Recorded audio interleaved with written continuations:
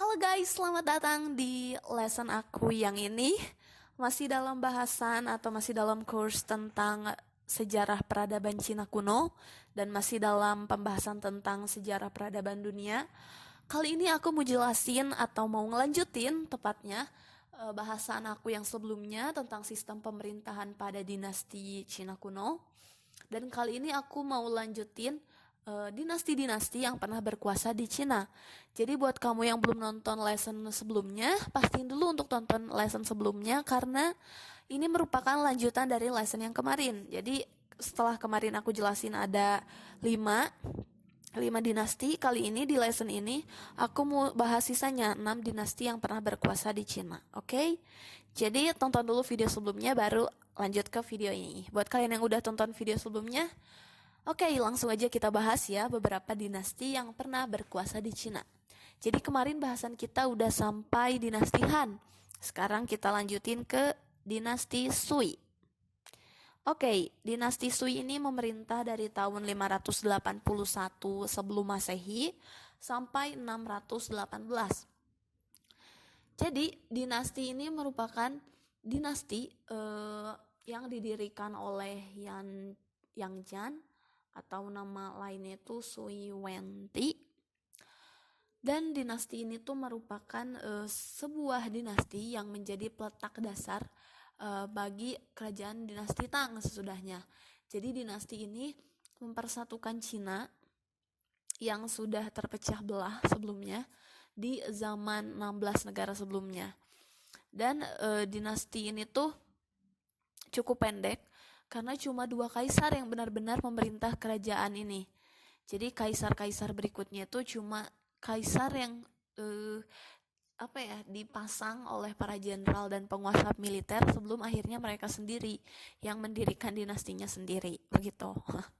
Jadi ini tuh tersingkat ya, merupakan salah satu kerajaan atau dinasti yang singkat di Cina. Dan dinasti ini tuh tapi besar banget impactnya karena dinasti ini mempersatukan Cina atau Cina yang terpecah belah sebelumnya. Oke, next. Ada dinasti Tang. Dinasti Tang itu didirikan oleh Li Yuan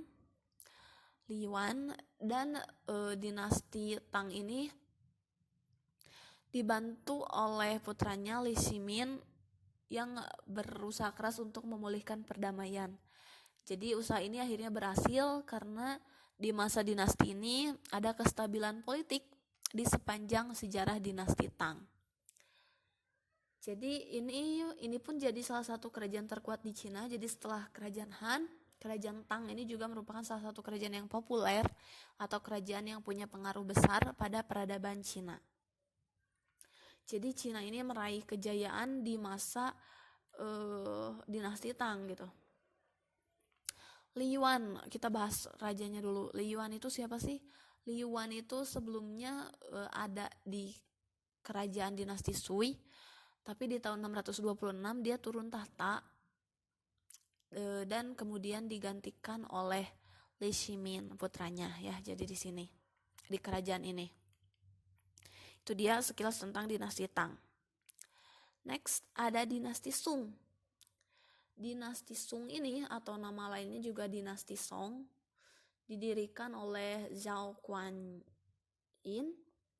Jadi dinasti Song ini berkuasa kurang lebih selama 300 tahun dari tahun 980 sampai 1297. 1279. Tapi dinasti ini bagi-bagi lagi seperti dinasti Han. Jadi ada beberapa daerah kekuasaan. Yang pertama ada dinasti Song Utara. Dinasti Song Utara ini berkuasa selama dari tahun 960 sampai 1127. Yang kemudian dinasti Song Selatan yang memerintah dari tahun 1127 sampai 1279. Jadi seperti pendahulunya dinasti Shang, dinasti Song ini dipandang sebagai era keemasan pada peradaban Tiongkok. Jadi di masa ini tuh banyak banget kemajuan kemajuan dalam bidang literatur, ilmu pengetahuan, filsafat, dan banyak juga aspek kehidupan yang dikaitkan dengan tradisional Tiongkok, termasuk budidaya beras, terus ujian layanan sipil, dan ada juga beberapa terobosan teknologi yang semuanya itu berkembang di masa dinasti Song ini gitu. Jadi sama seperti dinasti Tang, ini merupakan dinasti yang terkuat, dan di masa dinasti ini Cina ada di masa keemasannya. Dan itu sekilas tentang dinasti Song. Jadi beberapa peninggalannya yang terkenal dari dinasti ini tuh antara lain uang kertas pertama di dunia. Jadi uang kertas ini pertama kali diberlakukan di masa pemerintahan Kaisar Renzong di tahun 1022 sampai 1063 dan dicetak di Chengdu di tahun 1024. Jadi latar belakang dipergunakannya uang kertas ini tuh adalah merupakan salah satu kemajuan yang luar biasa di bidang ekonomi. Jadi permintaan uang logam itu meningkat karena uang logam itu cukup berat untuk dibawa-bawa gitu. Akhirnya diciptakanlah uang kertas untuk mewakili nilai uang logam tersebut. Prestasi lainnya itu juga pembuatan jam bertenaga air di tahun 1090 di Kaifeng, serta penemuan juga teknik mencetak yang sekitar 500 tahun sebelum Gutenberg. Jadi di masa dinasti Song ini banyak banget penemuan teknologi yang terkenal dan berpengaruh gitu ya. Next ada dinasti Yuan.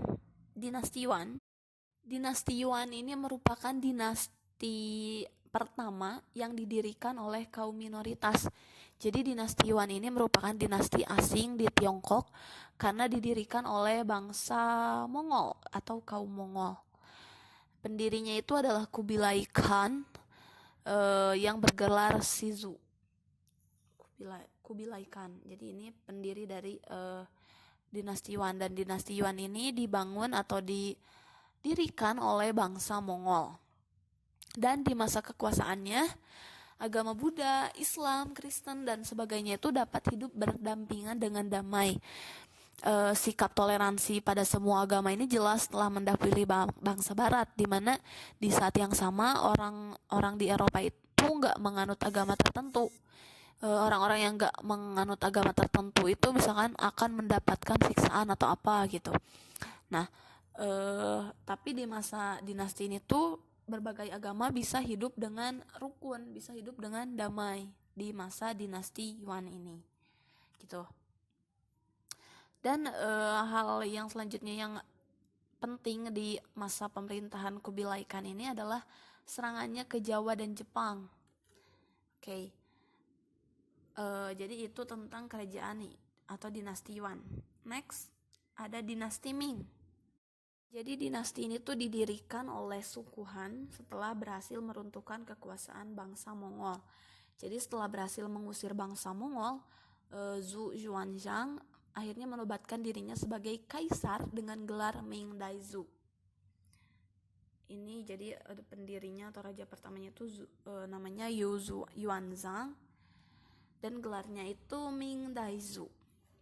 Jadi tahun pemerintahan dari dinasti ini juga diberi nama atau dikenal dengan sebutan tahun Hongwu. Jadi kaisar dinasti Ming yang terkenal itu selain Zhu Yuanzang itu adalah Wan Li. Di masa kekuasaannya ada transformasi Tiongkok menuju negara modern gitu. Next ada dinasti Qing. Dinasti Qing ini merupakan dinasti terakhir di masa peradaban Cina kuno. Dinasti ini memerintah dari tahun 1644 sampai 1911 Masehi. Dan dinasti Qing ini merupakan dinasti bangsa asing di Tiongkok karena bukan didirikan oleh bangsa Tiongkok asli, tapi didirikan oleh bangsa Manchu. Manchu itu didirikan karena bangsa yang mendirikannya itu adalah orang-orang Manchuria. Jadi ini kerajaan kedua yang didirikan oleh bangsa asing sekaligus merupakan kerajaan terakhir yang menguasai Cina kuno. Begitu. Oke, jadi itu dia beberapa dinasti-dinasti yang berkuasa di peradaban Cina kuno. I think that's all. Semoga bisa kalian pahami dan kalian mengerti. Next, aku bakalan jelasin lagi beberapa lesson about this course. Ada beberapa lesson tentang sejarah peradaban Cina kuno. Jadi pastiin kalian untuk tetap stay tune di course ini dan pastiin untuk like and share juga videonya, oke? Sampai jumpa di lesson-lesson berikutnya and bye-bye!